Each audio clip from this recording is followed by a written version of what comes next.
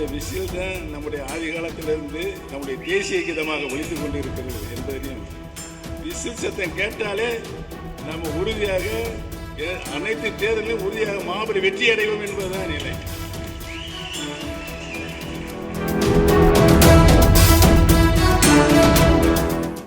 ஆக மத்திய அரசு உரிய நிதியை தராவிட்டாலும் என் மக்களுக்கு தமிழக நிதி ஆதாரத்திலிருந்து அத்தனை திட்டங்களையும் நிறைவேற்றி இந்தியாவிலேயே அதிகமான பொருளாதார வளர்ச்சி கண்ட மாநிலம் இன்றைக்கு தமிழ்நாடு தான் என்ற நிலையை நம்முடைய தளபதி அவர்கள் உருவாக்கி இருக்கிறார்கள் என்பதை நான் இந்த கூட்டத்தின் மூலமாக பணிவோடு தெரிவித்துக் கொள்ள கடமைப்பட்டிருக்கிறேன்.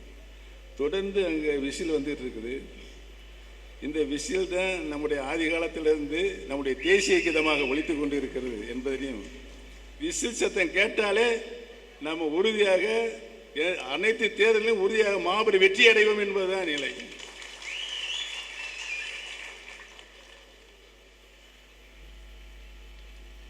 இன்றைக்கு நீங்கள் இங்கே நிறைவாக வருகை புரிந்து உங்களுடைய திருமுகத்தில் ஒரு மலர்ச்சி, ஒரு மகிழ்ச்சியை நான் காணுகிறேன்.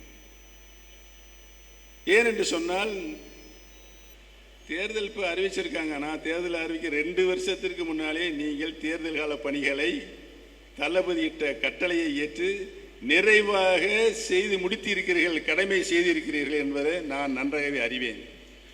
நாளை தேர்தல் வந்தால் கூட அதில் மாபெரும் வெற்றி அடையக்கூடிய பூர்வாங்க அடிப்படை பணிகள் நீங்கள் நிறைவாக செய்து முடித்திருக்கிறீர்கள்.